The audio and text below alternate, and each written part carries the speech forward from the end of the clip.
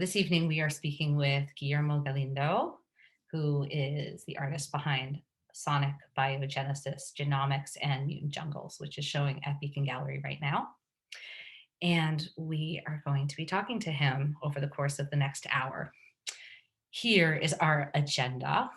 I'm going to give those of you who don't know anything about Beacon Gallery a very brief overview of who we are, and then talk to you a bit about the show to give you some context for the show and then context for who Guillermo is. We're going to do a virtual tour. This tour was recorded earlier today, so you'll see a little bit of my video editing skills.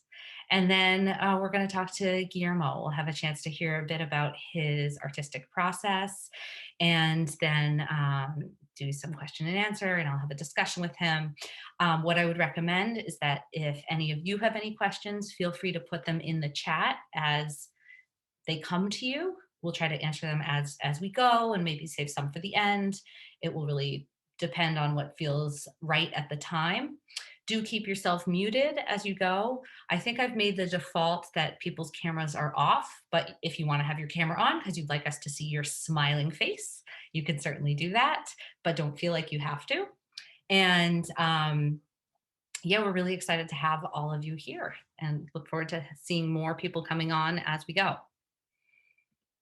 So just a bit about the gallery. So I'm Christine O'Donnell. I'm the owner and the founder of Beacon Gallery, which is located in Boston, Massachusetts.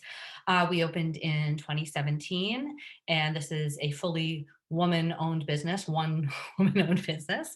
And our mission focuses on social justice and community building, which is included in curating shows around social justice issues, showing affordable or accessible art so that everyone feels welcome, and presenting art events and working with artists from different regions and places in their careers.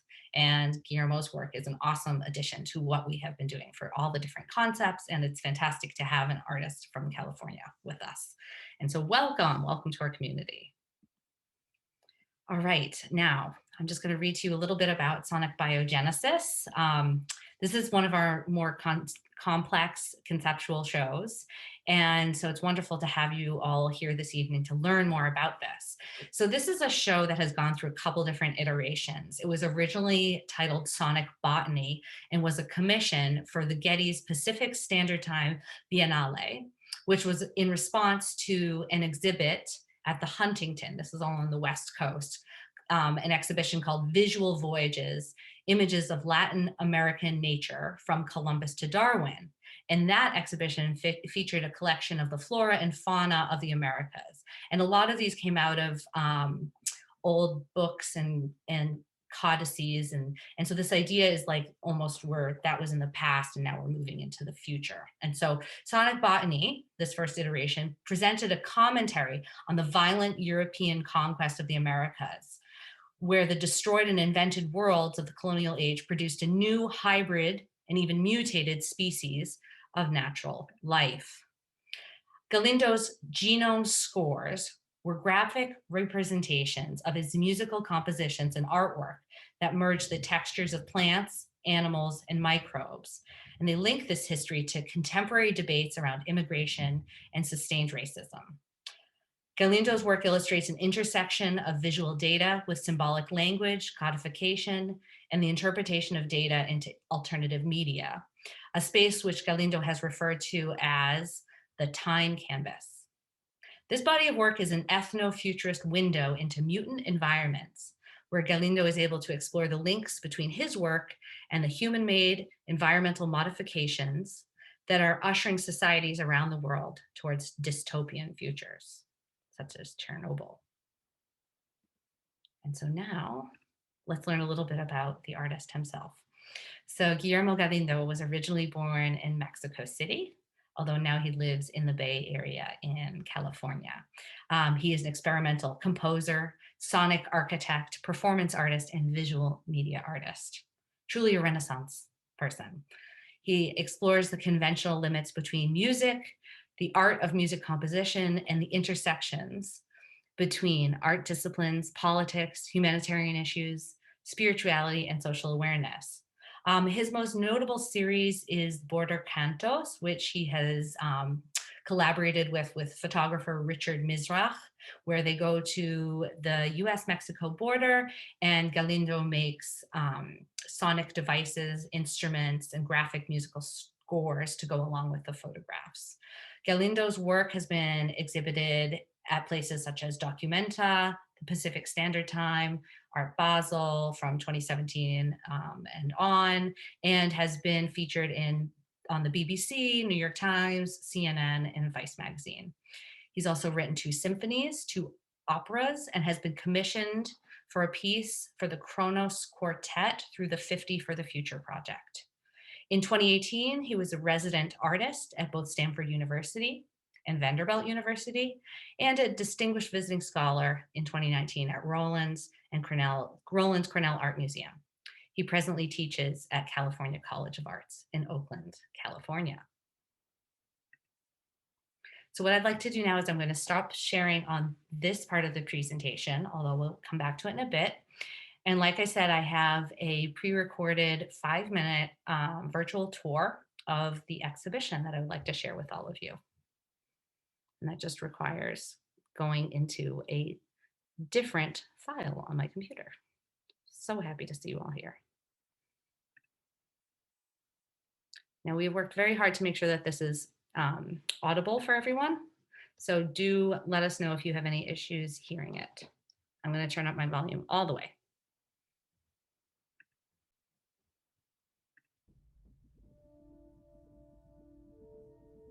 Tour of Guillermo Galindo's Sonic Biogenesis, Genomics, and Mutant Jungles. We're just going to go through the space and see the works in the show one by one. This is Genomica Sylvatica. Yes, they are a little bit hard to say sometimes. Guillermo made up all of these amazing names. Maybe we can ask him in a minute what his inspiration for the names was. Some detail on this piece. Some of his newer pieces, as you can see, the acrylic sits off from the aluminum. Some of the older ones are closer together. The welcome area, where we have a print of Chupacabras sacrata. There's the steps. This is what you see when you come in.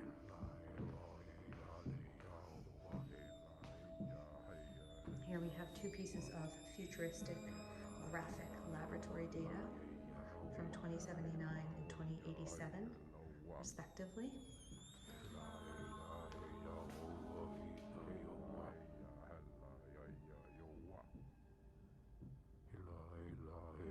That one has some words on it in English.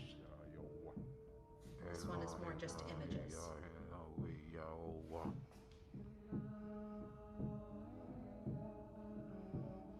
As you can see, we are right on Harrison Ave. We are in a downstairs space, for those who haven't made it in.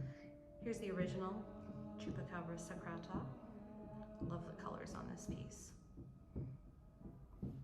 Just have a little closer look so you can see some of the amazing purples and greenish yellows.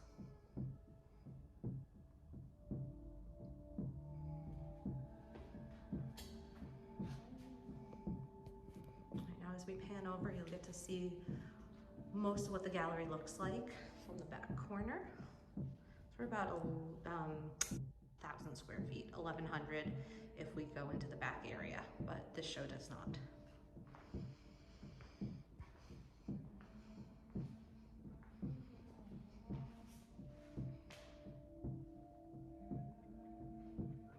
This piece, NSV 11, is 39 inches tall by 78 inches wide, so it's one of the larger pieces we have in the show.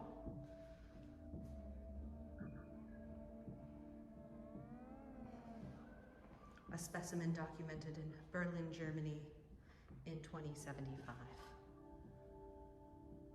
So you can see the three-dimensional nature of it. So we have our graphic laboratory data, this piece, and more of the graphic laboratory data. So all four of these longer pieces, which are all 48 inches wide, are different.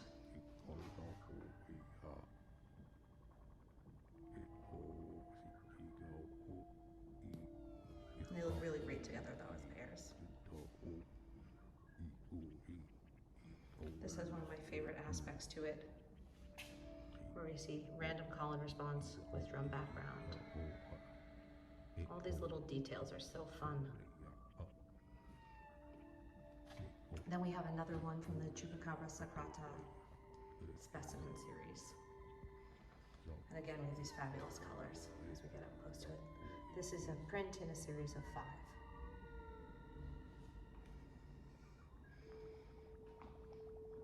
We have catalogs for the show. We did add some plants in to make it really feel like a bit of a jungle. And then we have this final piece to show you. This is PS 13, Presticardia carnosa, which is a specimen documented in Iceland in 2067.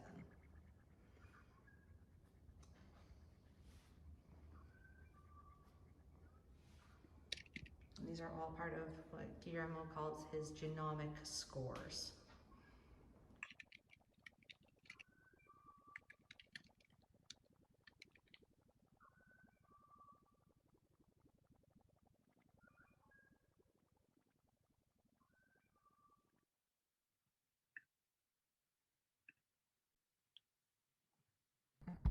All right. Hopefully everyone can hear us and it's not being blasted by my voice right now. I know a few people had to turn themselves up. So there we go. Now I had, Guillermo, as you know, a few other little images, but maybe it would be appropriate at this time to just go into the presentation that you had put together of your scores, so people can kind of think about them right as they've come out of seeing your work. How does that sound? Okay. Yeah, thank you, Christine, for being so eloquent and for all the work you put in the show. It's my first time that I see it and that I'm there for a second. Thank you so much for everything. It's great. And thank you, everybody, for being here.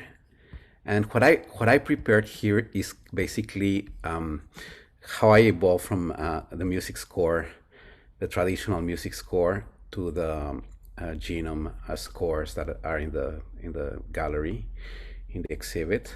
So I'm gonna share my screen. Okay, let's see. Okay, so I bet everybody can see, right? Yeah. Okay.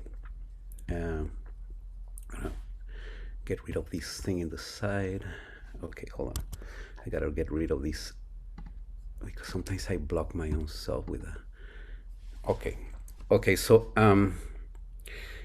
what I call a music score is can be defined as a set of codified symbols written on a piece of paper or any other readable surface to be translated into sound events to be reproduced in real time. And this is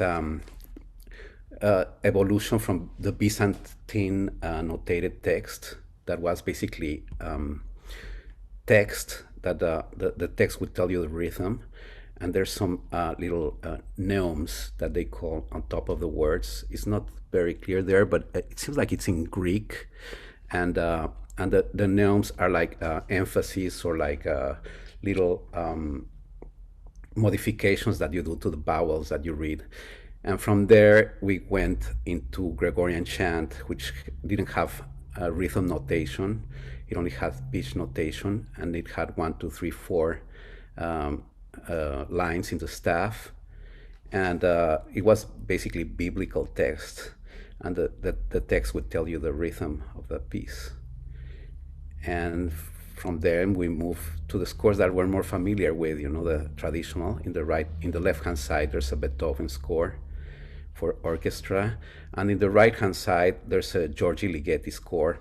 And here, I included the Ligeti score, which is a 20th century composer, because even if you kind of like lightly close your eyes, you can see that is almost a drawing that goes from a very soft shade to a thicker shade, and that's what is happening in the music. No, it's getting from very very light to very very dense.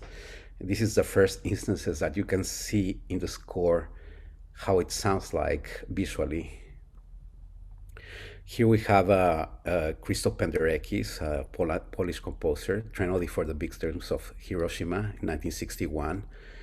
And you can see that is that same, is getting away completely from traditional notation. This kind of score is notated by seconds. You can see 18 seconds, 20 seconds in the bottom instead of measures and meter. And then we have this that is Silvano Bussotti, who wrote a lot of graphic scores for David Tudor. And you can start seeing that you're kind of getting close to the edge between graphic visual art and music. And here we have in the left-hand side, George Crumb, American composer. And in the right-hand side, my real good friend, Paulino Riveros, that did a lot of conceptual music and conceptual scores. This is 1998, Out of the Dark. Here we have one of my favorite composers, Karl-Heinz Stockhausen, and the score for the piece was written in such a way that it could be read from any side the performer chooses to read it from. So you can see how we're blurring the space between music and visual arts. And this is my first attempts to do visual scores. On the horizontal line, you can see the pitch. In the in the horizontal line, you see time, and the vertical line, you see pitch. So you can see several voices, the three on the top, the three on the bottom. They move through time, and they meet in a point, and then all the voices kind of come apart. And actually, I see it as a metaphor of what I did for border cantos. No, the border could be like all of these people coming to one point and then disperse. This is the score, the first score that I wrote with instruments from the border, and it's for a wind quintet, and it was all made for. You can see in the top right side, this is breath under the instrument. And there's all of these symbols that I created in order to express things that you cannot express in traditional notation. And this is the one I wrote for Kronos. You can see I'm still keeping the traditional notation for bass clef, C clef, and treble clef that you see in common scores, but I'm actually measuring things in minutes and seconds. And it's up to the performer to meet the beginning and the end of a time frame. And then I start working with this score by John Cage that is called Variations Number 2, which has six transparent sheets having a single straight line and 5 having points. Then you superimpose the transparencies, and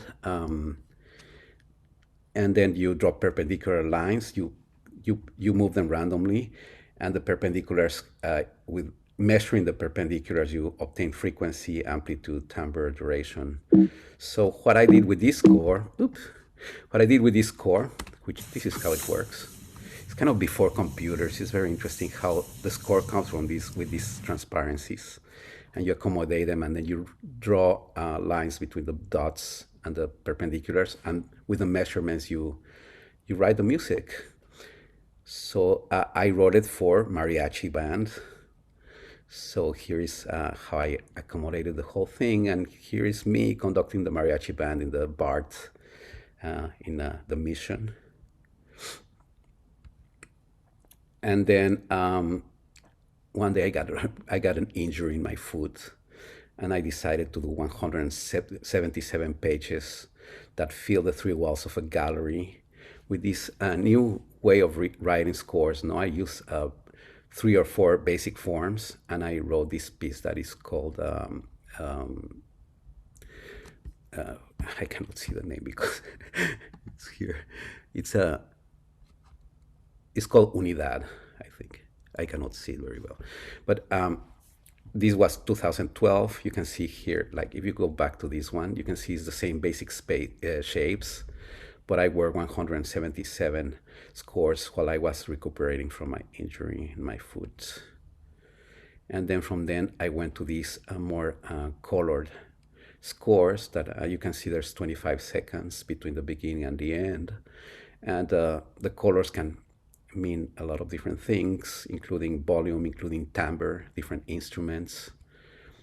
And then I went to this one here, Spectros.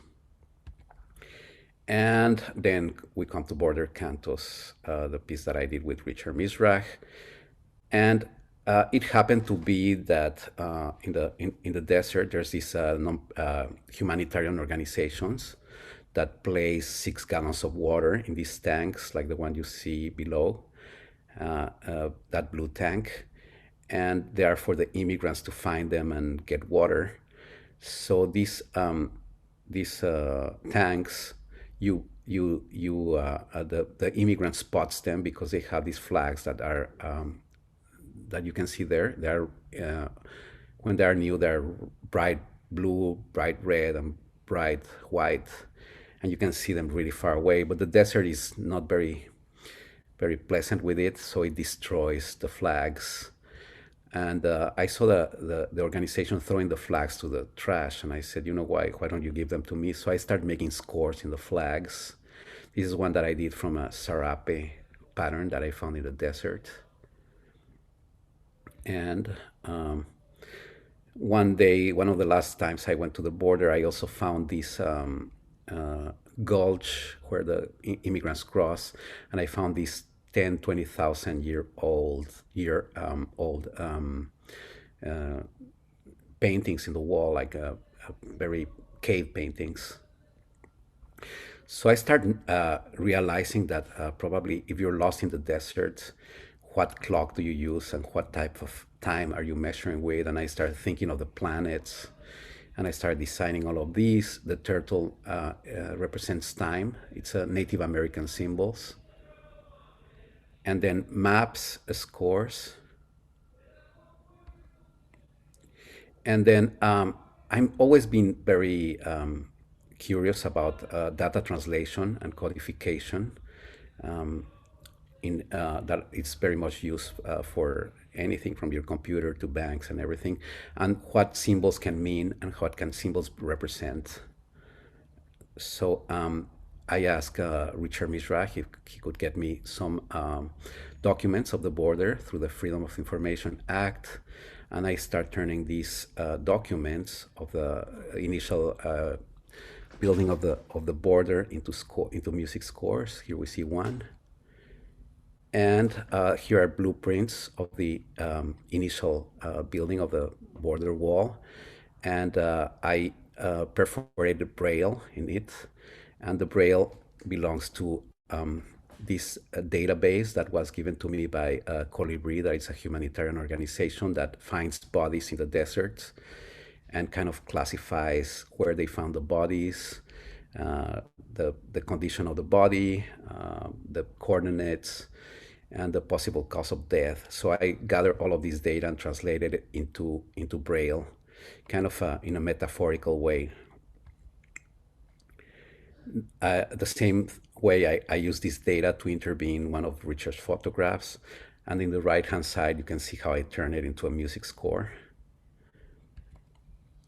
And here is the larger one that I did with the data, the Braille data.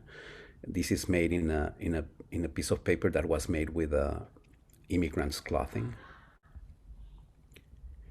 And around that time, I found this the Dead Sea Scrolls in an exhibit in LA when I was exhibiting this other piece, and I was very curious about the breaking of time, the relativity of time, and how time and things repeat themselves.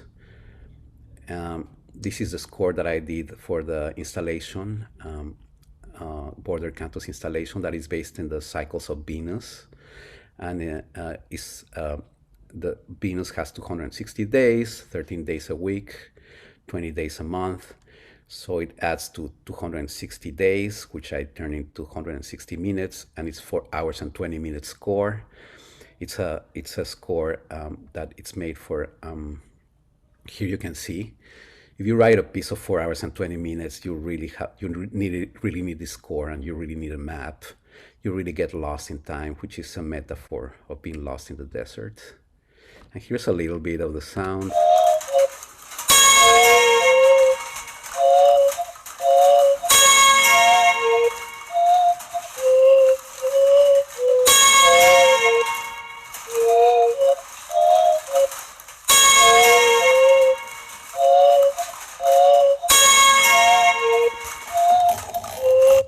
Okay, I'm gonna move on because we have very limited time. But you can if you wanna check the exhibit or something, it's still traveling. It's now in New York. If you have a chance to go in the Hudson River Museum, and there's a lot to talk about that piece, but I'm gonna just keep talking about the scores here. This is what the work that I did for Documenta, that is called Echo Exodus. And here I grabbed items from refugee camps in Kassel, Germany, and from refugee camps in Greece. And from there, I did sonic objects and scores as well. And here is one. This is a tablecloth from Kassel, from a refugee camp. And I named it "We'll Have a Place at the Table." And all the patterns that I did in this score come from the perforations, natural perforations in the tablecloth. It even has like food in the top left-hand side. I left it there, like some food.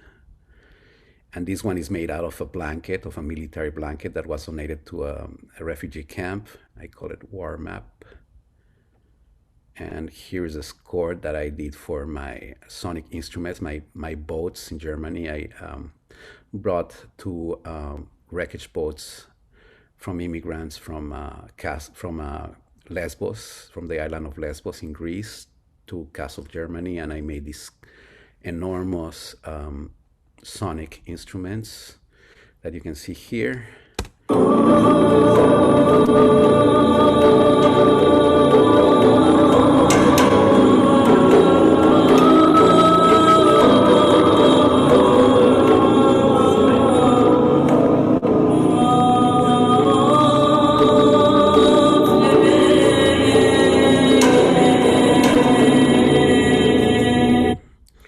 Okay, and this is so people play my score that you just saw on the board.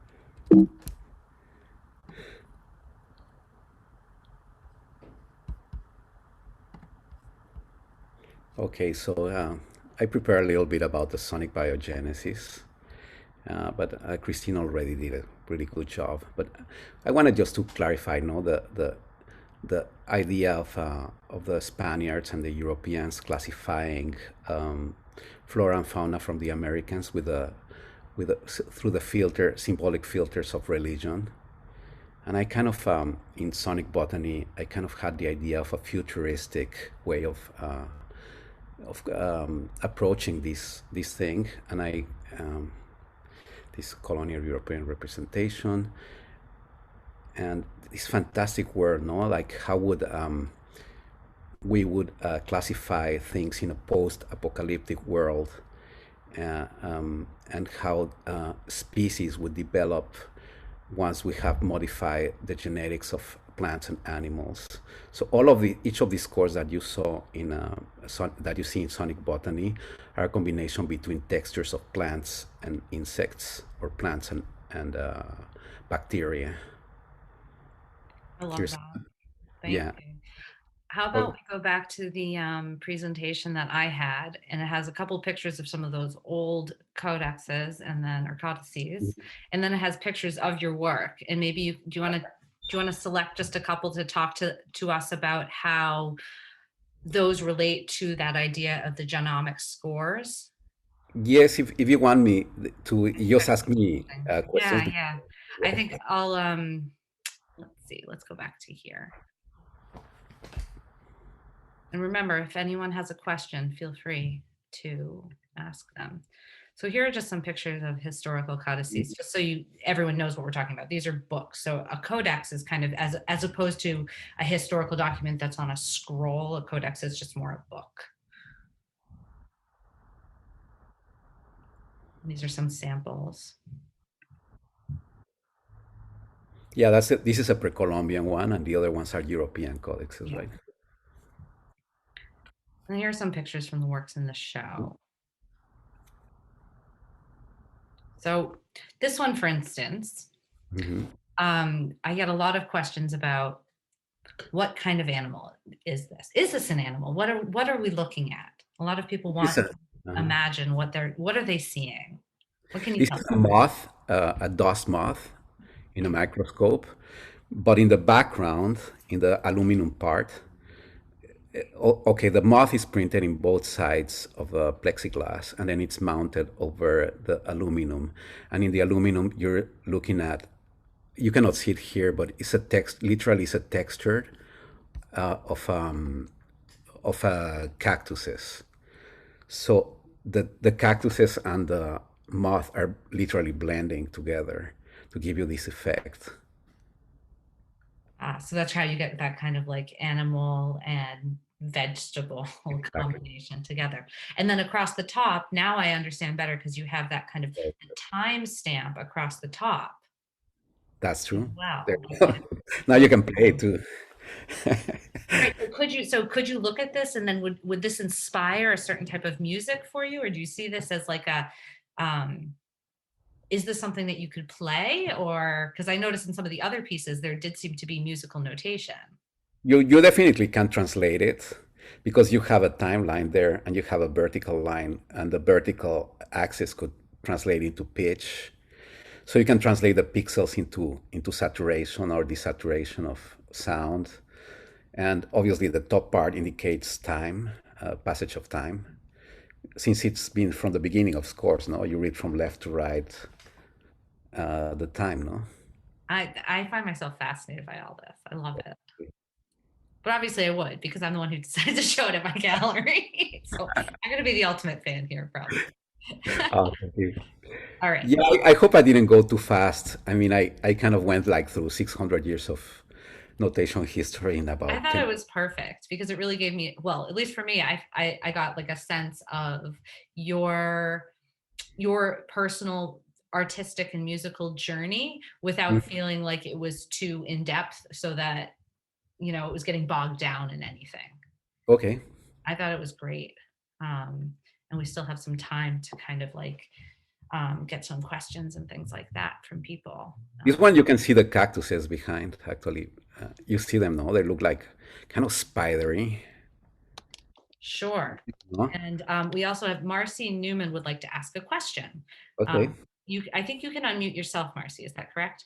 Great. Yeah, thank you so much. And What a privilege, honestly, to be here. I can't thank you enough for presenting this, Christine, and of course for, oh my God, this is just such an incredible opportunity. I have this sense that I'm doing some time travel here.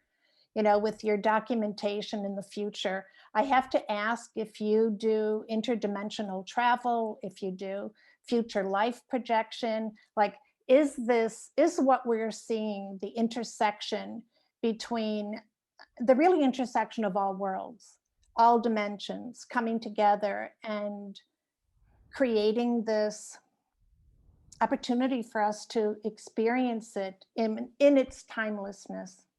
Is that what I'm experiencing here? Yes, definitely. Since I started studying music, I started studying Jungian psychology and symbolism, Mhm. and I started meditating, and I started doing Yes. a lot of transferring of time, and I started Mhm. realizing the concept of time as it applies to music, linear time against circular time, no? Linear time, the way we see time in the West, no? Present, past, and future, or circular time, no?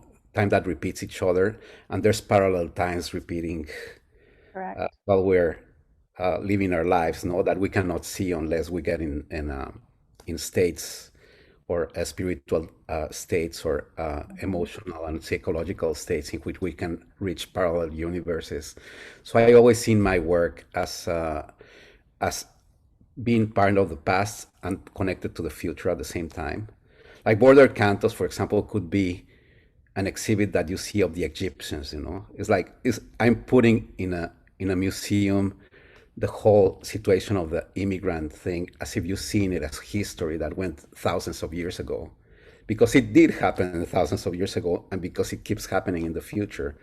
So it's all parallel universe, the same as I see this as a post-apocalyptic world in which humans may be there, humans may not be there, but all of these species that are genomically engineered, that are alive in these jungles, no mutant jungles. No?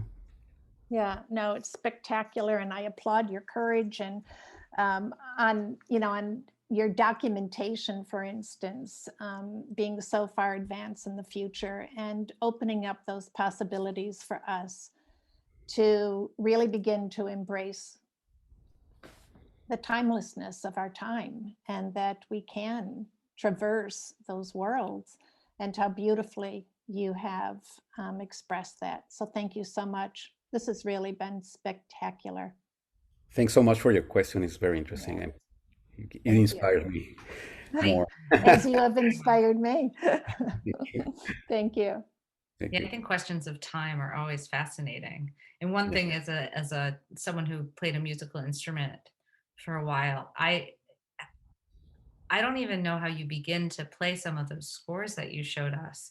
I mean, like, what do you do when someone gives you, was it like the John Cage one or the like I mean that one I guess with like the measuring you can kind of I guess do your own thing. But some of the other ones, like, do you have to have someone like teach you how to play something where it's just circles or like what? How does that work?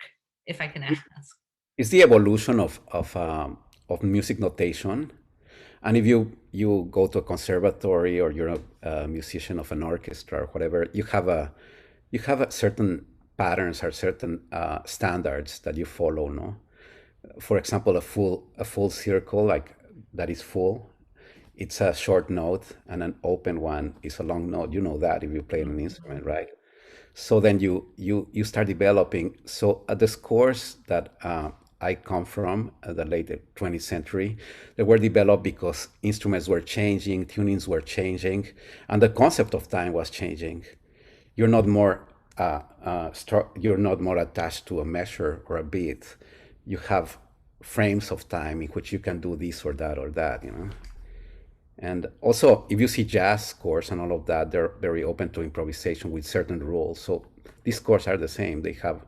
You're following certain rules and you're open to certain parameters and close to other parameters.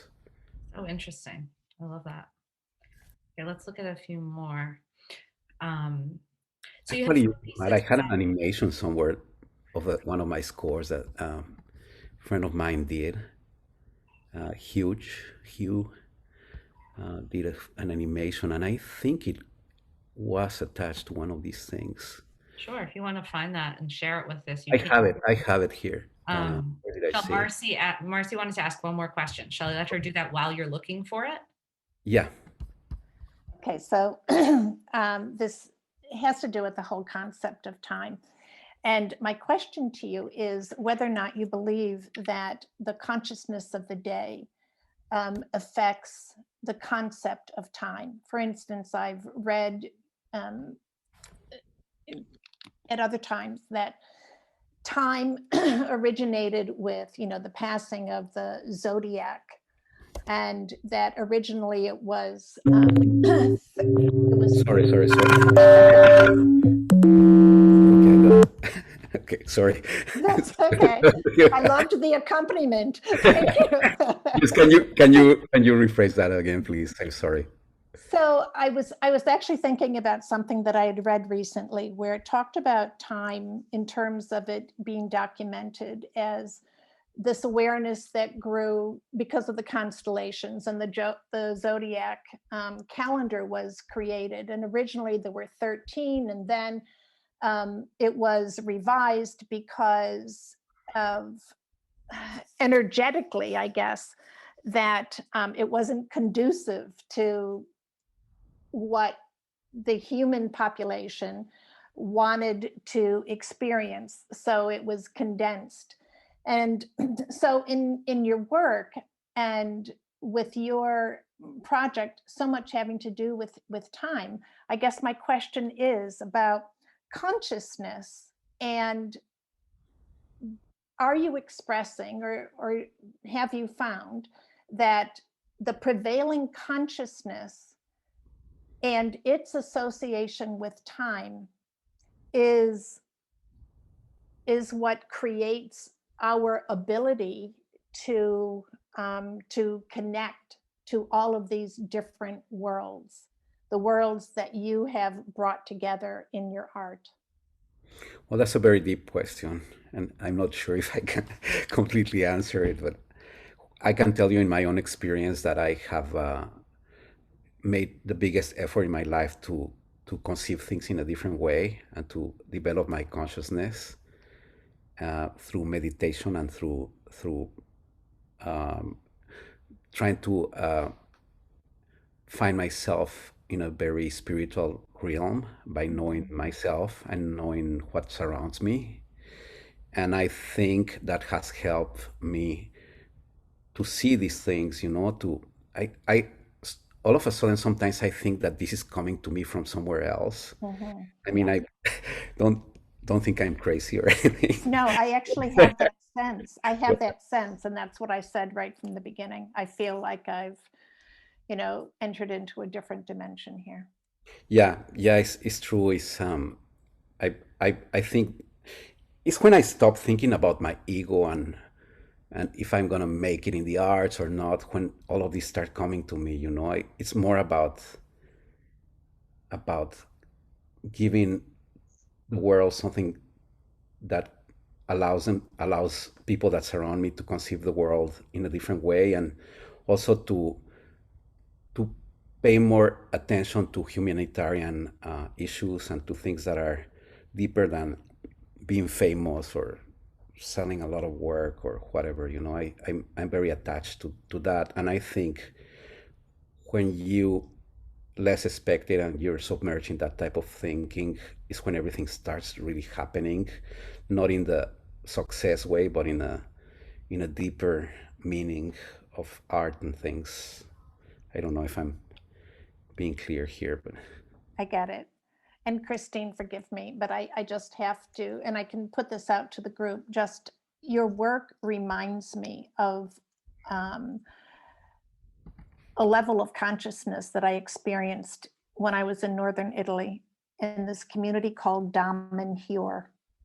And I'm going to put it in the chat so you can see how it's spelled. And I just recommend to everyone to check it out if this at all, speaks to you. Yeah, it's amazing. And thank you so much. And I'll be quiet now. Thank you. Sorry, I just realized I was muted. Thank you for all those interesting questions, Marcy. Um, One thing that has a question that has been posed is, have you, and I'll put it to you a couple different ways.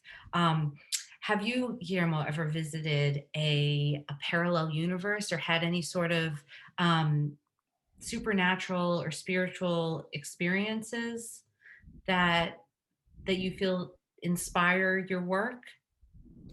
Yes, I constantly, when I meditate, I see a lot of things that I'm projecting in my art.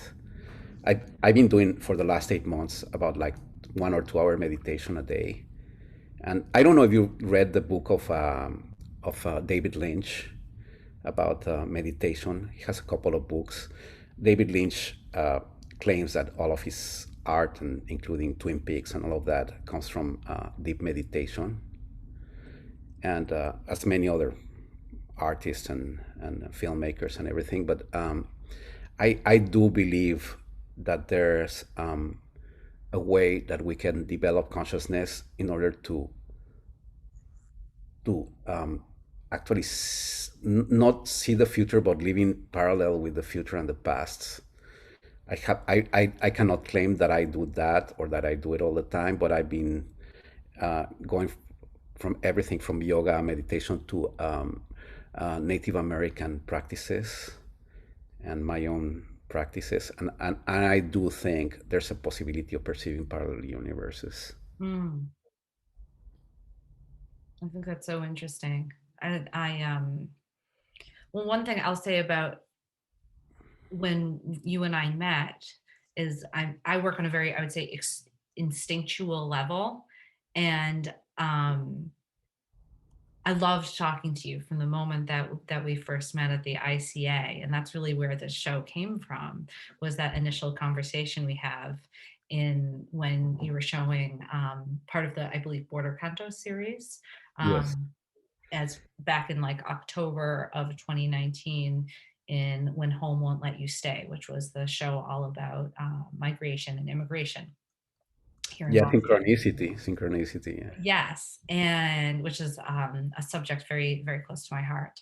And yeah, meeting you at the opening, and then you coming to visit the gallery, and my interest in cross-disciplinary work as well. It just all kind of came together. Now we did have to, go over the hurdle of COVID, and the show did end up getting put off for a little bit, but I'm glad it did because we were able to have it be on for longer, and I think it took the path that it was supposed to in a way. And I really have very strong feelings about how um, even though we have free will, that at the same time we can allow our instincts to and ourselves to be in tune with the universe and Yeah. take advantage of some of the opportunities that we're given.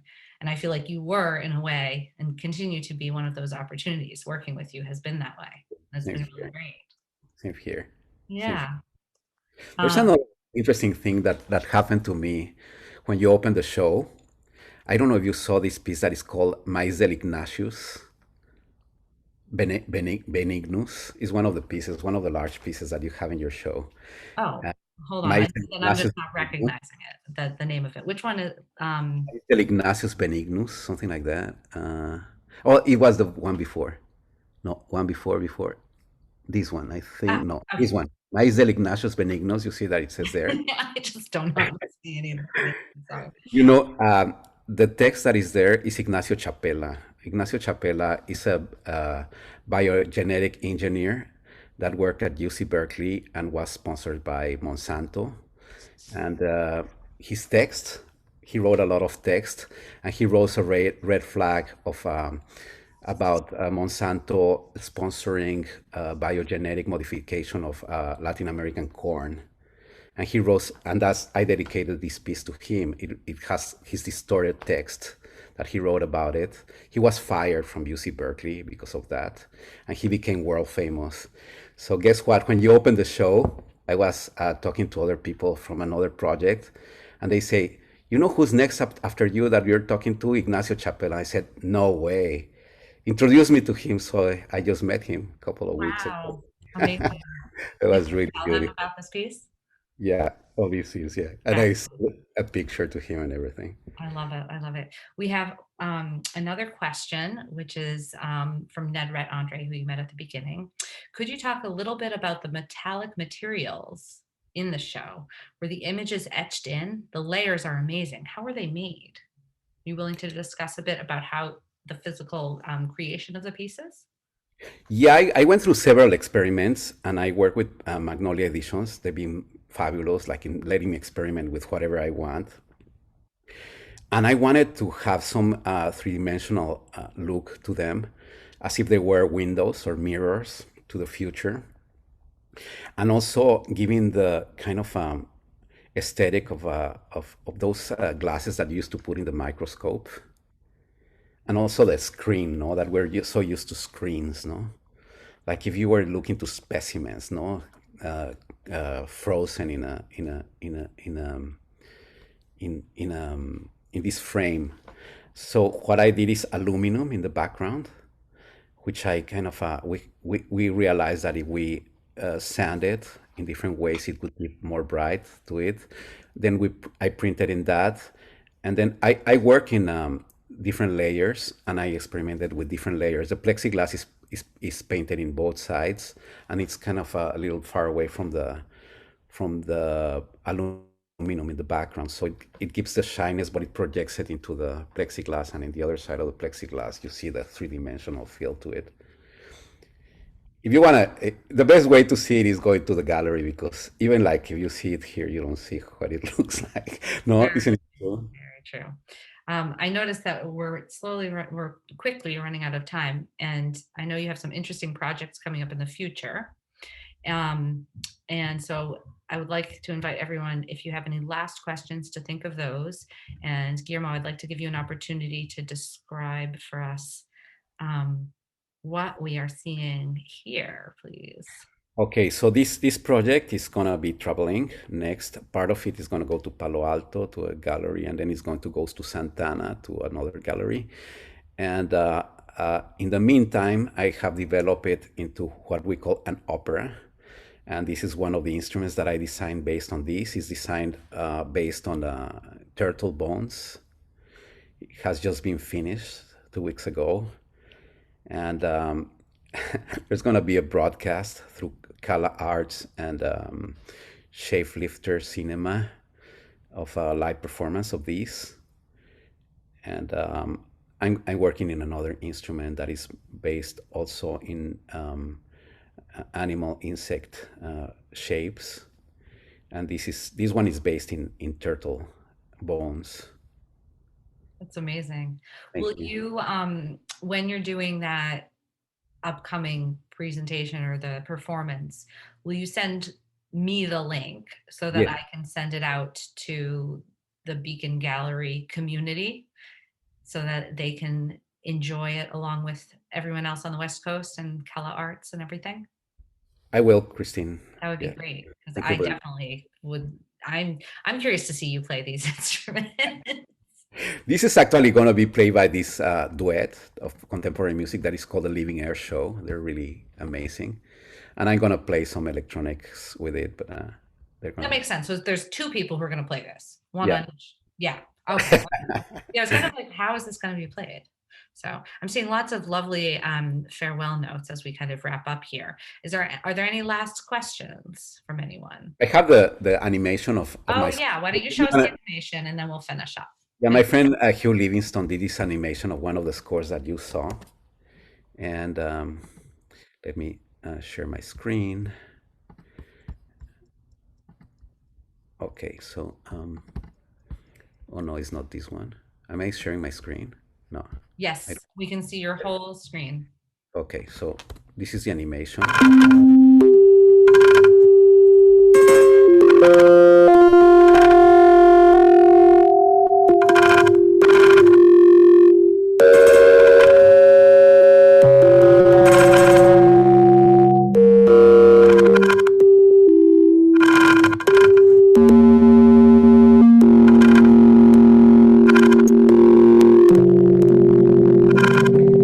Okay, so you got an idea, no? So the great thing about this is that the score is being read by the dots, and the dots are going in any direction, so it's not linear. Oh, that's so interesting. I love it. I love it. Um, Thank you for sharing that with us as a last little thing to kind of close up this evening. Are there any last questions from anyone? I do want to say that Guillermo's show is on view at Beacon Gallery in Boston for anyone who's in New England or the area through the 2nd of May. So do come down and see it in person if you can. I also do give online tours. So I can meet you on Zoom or on FaceTime with my phone, and we'll kind of bring you around if you wanted to see anything more particular in person than what you saw in that 5-minute video that I created. And then we are still doing First Fridays, and so those are continuing on through May, June, July, and August, everything here. But this has been an absolute pleasure to have all of you here. I saw that some of you donated to Guillermo's charities, and so I thank you very much. At the end of the entire exhibition, we'll be taking the donated funds from people who got the catalogs, and then the donated funds from this evening, and I will be sending those all along. So I really appreciate those who did donate to those two groups. And I think we have one more question, which is, where are the new instruments going to be played? When and where? I'll be sending out an email, so if you're on our email list, you'll get that. But I believe do you want to answer that question one more time, Guillermo? Yes, that's going to be at Cala Arts in Berkeley, and it's going to be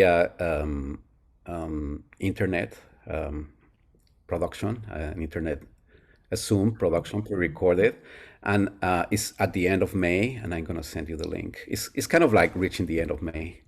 Great. All right. Well, Guillermo, thank you very much. Audience, thank all of you so much for being here. If anyone wants to find this, I'll have this recording for everyone, and it'll also be up on Vimeo in a couple of days. I hope you all Thank have a you, wonderful everybody. evening. Thank you. Thank you so much. Bye-bye.